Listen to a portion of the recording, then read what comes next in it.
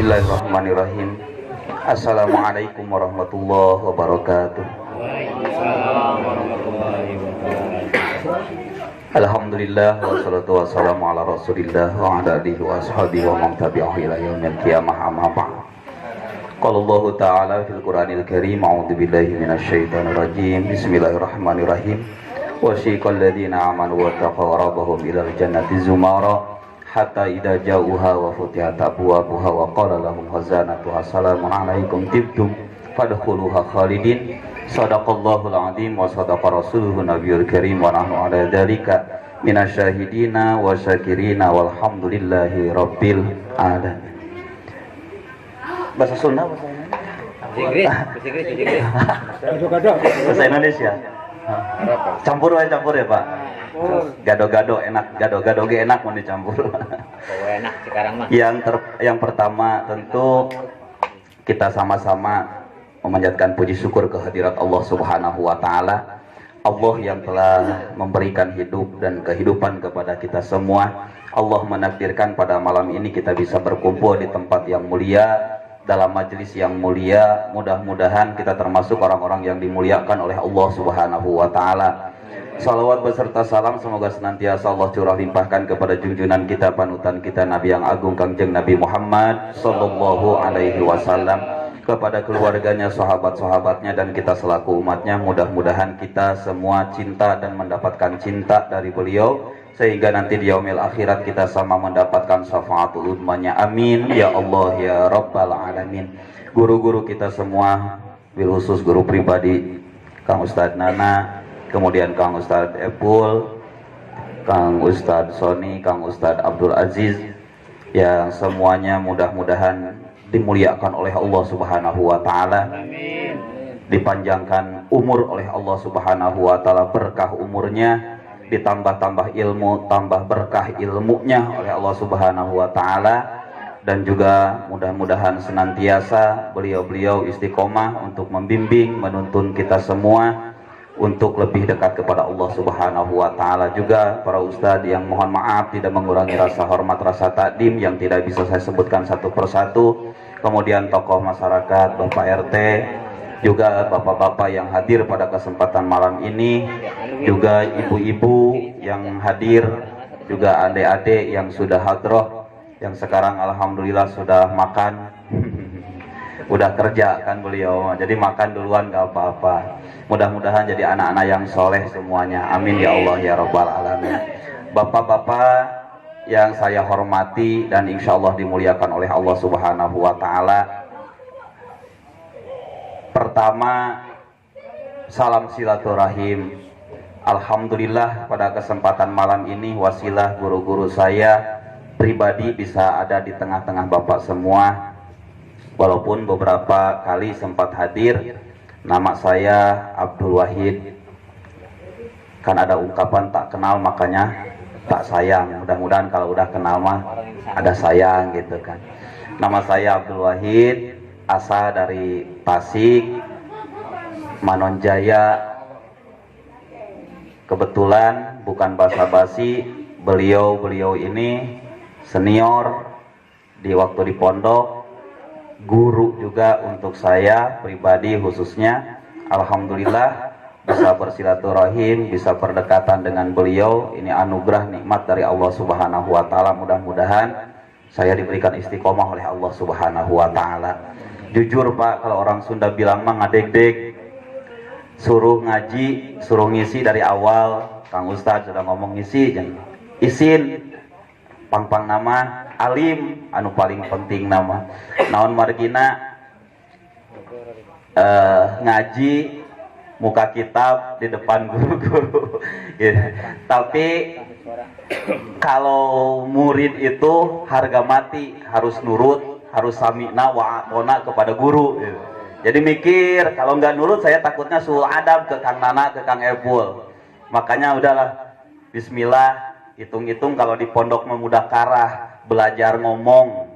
Itu yang pertama. Kemudian yang kedua, kalau di wetan mah ada istilah hitung-hitung nyen hihit di dapuran awi. Bapak tahu hihit? Kipas yang dari bambu. kerajinan dari bambu namanya hihid kalau di Tasik. Dapuran Awi itu karena banyak kebun bambu kalau di sono. Jadi hitung-hitung bikin kipas kerajinan dari bambu dekat kebun bambu. Apa manfaatnya? Jadi kalau kurang bahan gampang, tinggal nebang. Ngerti Pak? Jadi insya Allah lah saya hitung-hitung belajar. Jadi kalau banyak kekurangan pasti, banyak keterbatasan jelas, ilmu dan lain sebagainya dalam menyampaikan, banyak kekurangan bahan, ilmu terutama. Insya Allah ini ada dapuran awinya. Nah, ini ada guru-guru saya yang meluruskan. Makanya dari pertama juga ngaji naon Kang gitu kan. Ya akhirnya abdi bismillah ngaos nasoihul ibad kitabna. Henteu terpaut kana fikih, henteu terpaut kana tauhid. Sanes abdi bisa tapi manfaatna hiji ieu teh isina teh tentang hadis-hadis Kangjeng Nabi Muhammad sallallahu alaihi wasallam. Kemudian tentang ucapan-ucapan yang di dalamnya adalah hikmah atau nasihat dari para sahabat-sahabat. Jadi kemungkinan besar namanya hadis, namanya athar tidak fokus pada fikih tentang ibadah, tidak fokus tentang tauhid, masalah keyakinan dan iman, pasti dia bisa belok ke sana ke sini. Bisa bahas fikih, bisa masalah tauhid. Nah, manfaatnya untuk saya cukup saya membacakan redaksinya, nanti yang menjelaskan kalau ada masalah fikih ada guru saya Kang Nana. Kebon Awina. Kalau nggak bahas tentang tauhid ada guru saya Kang Epul. Jadi enak gitu manfaatnya. Itu yang pertama. Kemudian yang kedua, saya mengucapkan ribu terima kasih atas wadah, atas kesempatan dari guru saya. Mudah-mudahan menjadi satu manfaat untuk saya, bisa menjadi wasilah saya bisa mendapatkan keberkahan dari Allah Subhanahu wa taala. Amin ya Allah ya Rabbal alamin. Juga saya doakan juga guru-guru yang di sini, wabil khusus jamaah, mudah-mudahan senantiasa Allah Subhanahu wa taala berikan kebarokahan. Barokah dalam segala urusan, barokah dalam setiap sendi kehidupan. Amin ya Allah ya Rabbal alamin.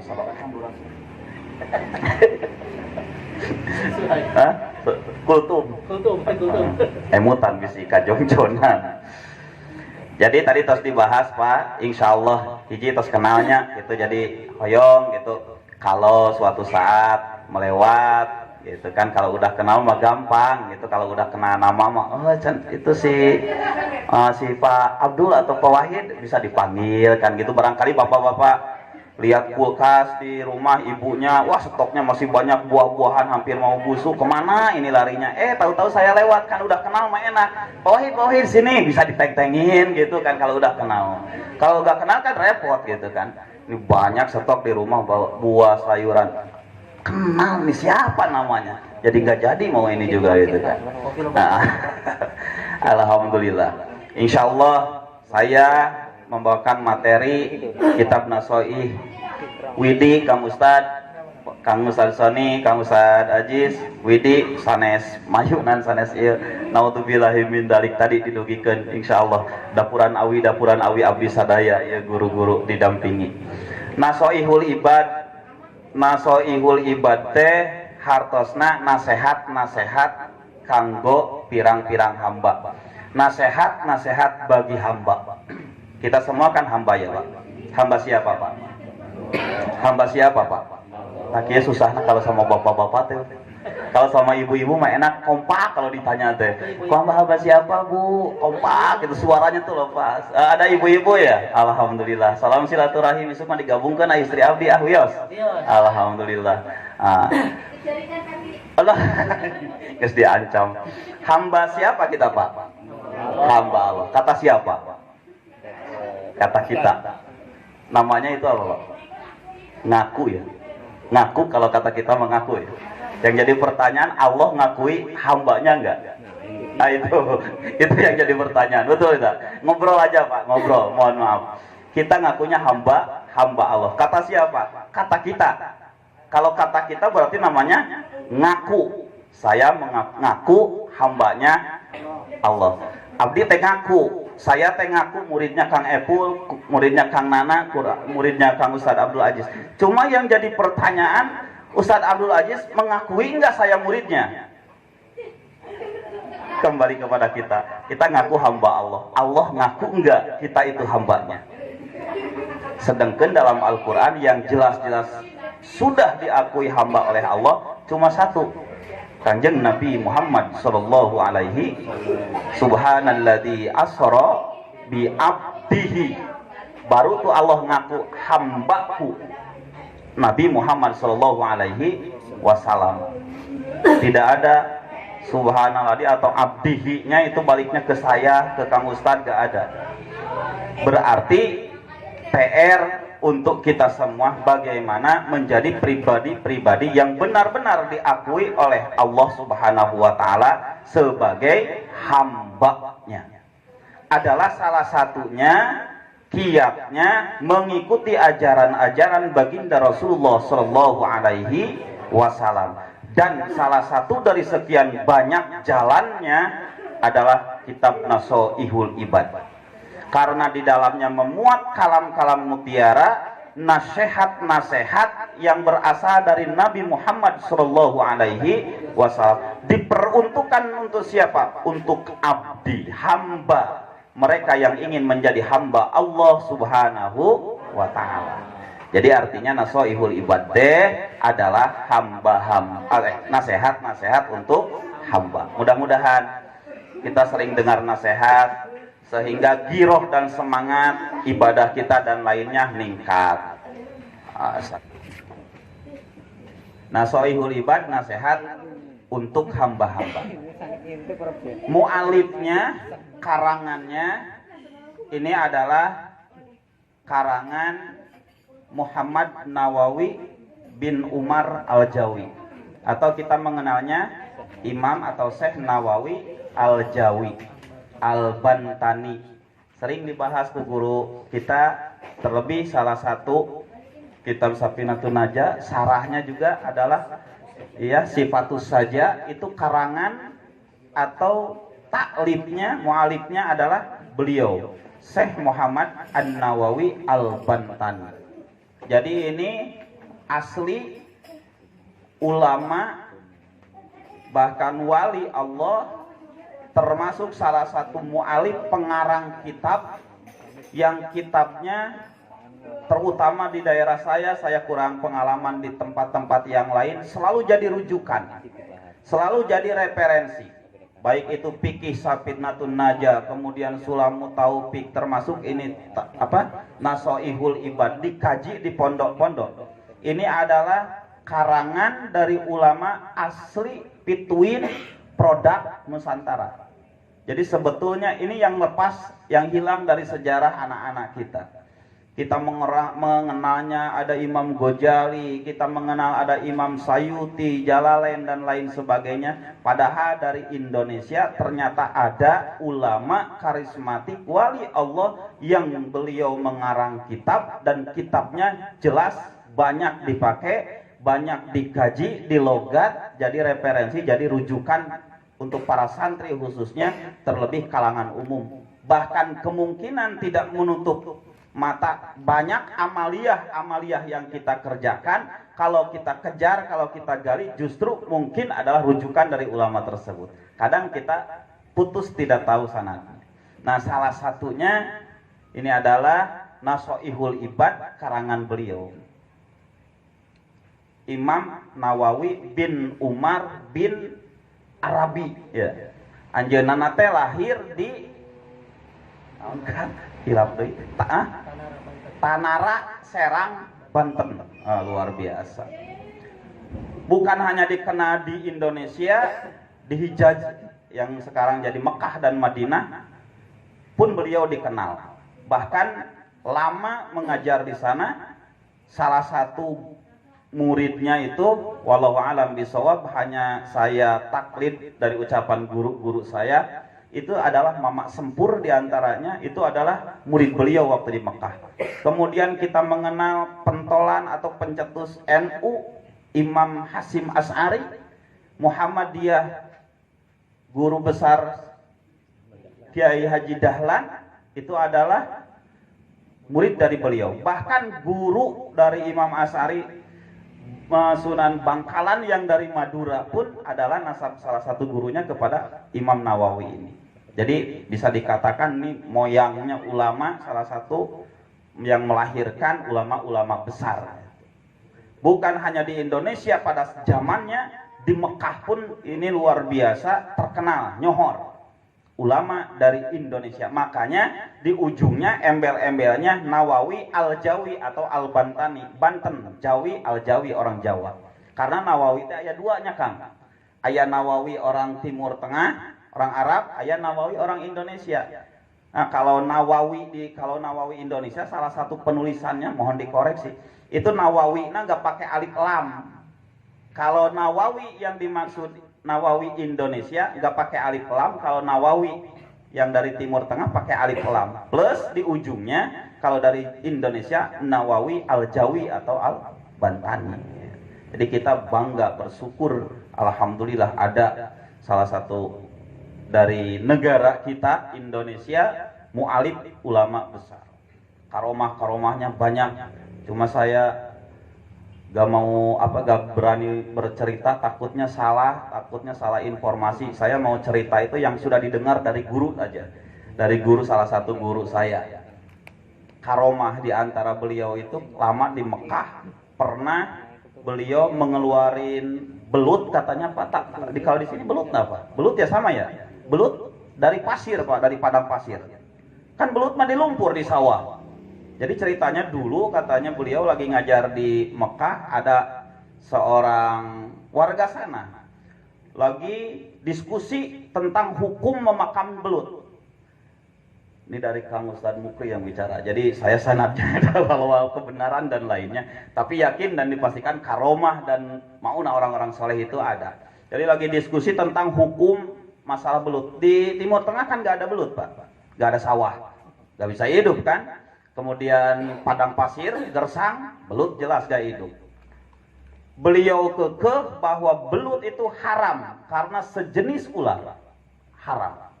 Lagi diskusi rame-rame, datang beliau Nawawi. Kemudian dia dengan pelan-pelan ceritakan, sampaikan. Kemudian keluarkan dia fatwa bahwa belut hukumnya halal karena termasuk jenis ikan.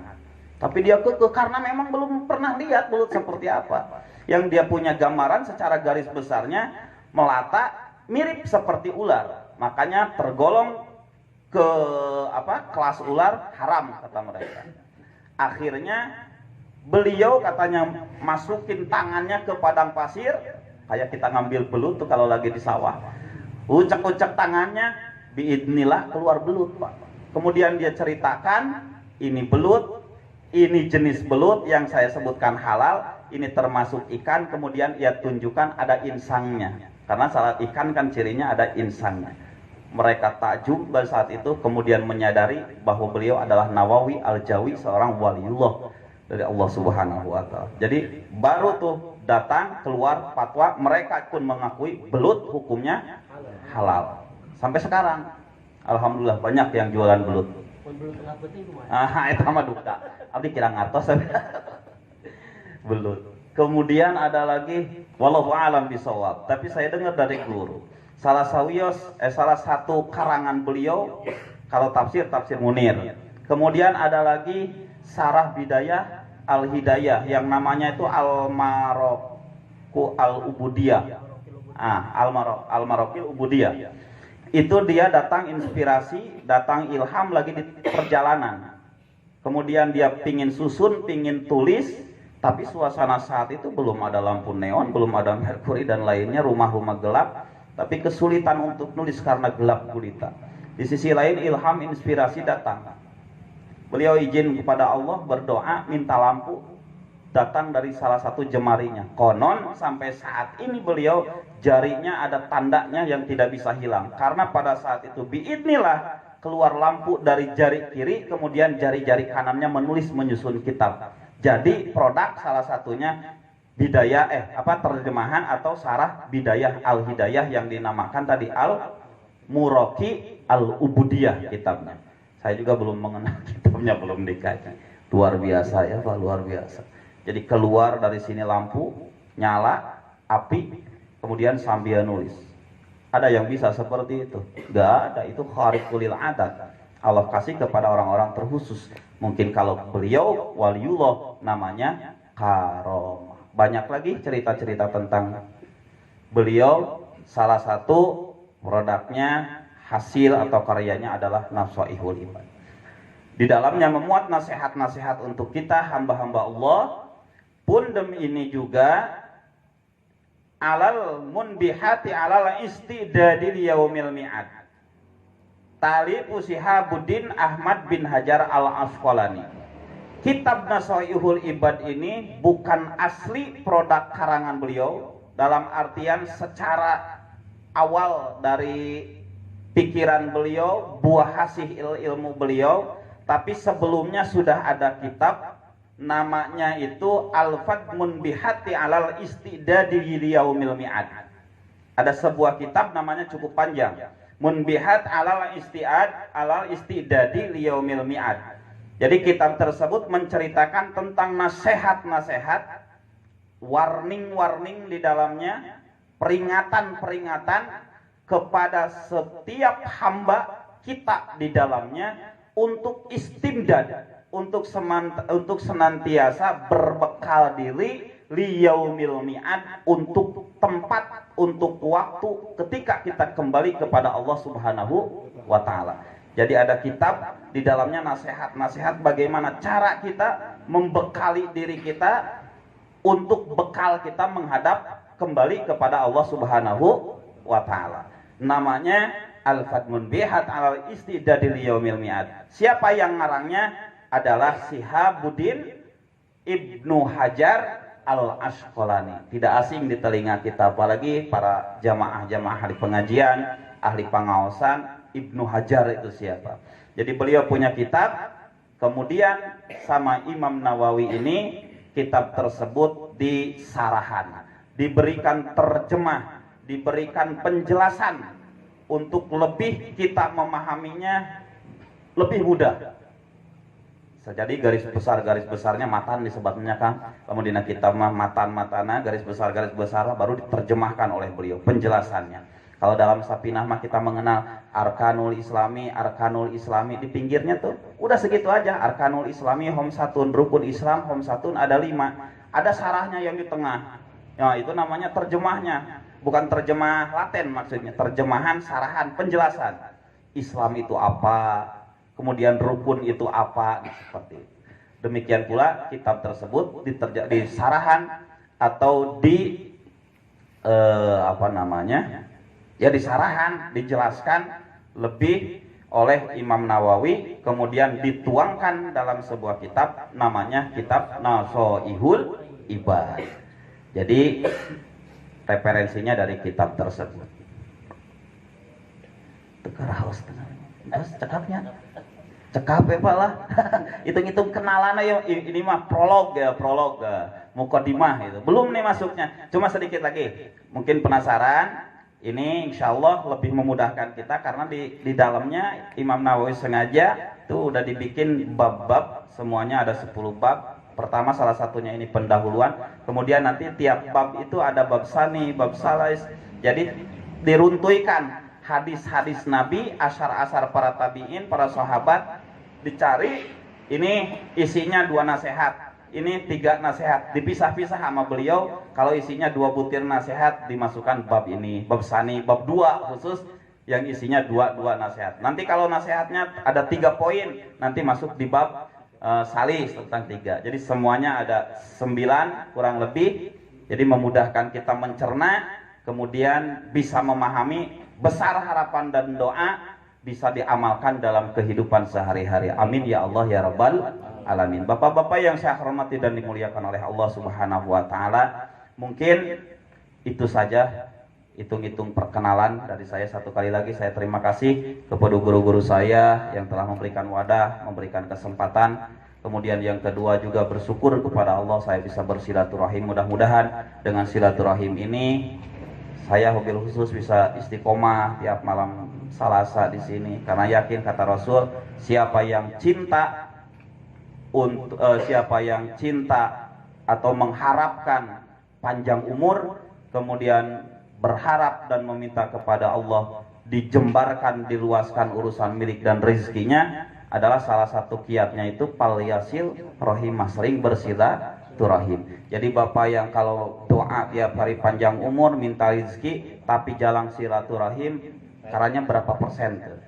Sekarang salah satu kiatnya kata Rasul, seringlah bersilaturahim. Alhamdulillah saya kesini silaturahim belum apa-apa udah dapat air gelas, air minum kan, alhamdulillah itu berkat dari silaturahim. Sebentar lagi kan udah kecium baunya di pinggir gitu kan, itu berkat silaturahim. Jadi rezeki juga ada, mudah-mudahan ada manfaatnya. Mohon maaf kurang dan lebihnya, mohon maaf atas segala kekurangan keterbatasan, mohon dikoreksi ke guru-guru abdi.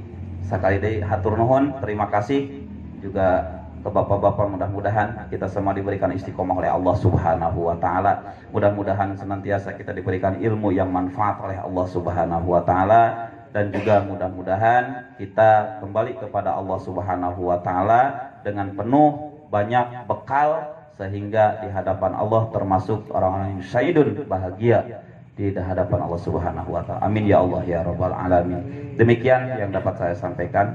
Billahi taufiq wal hidayah. Wassalamualaikum warahmatullahi wabarakatuh.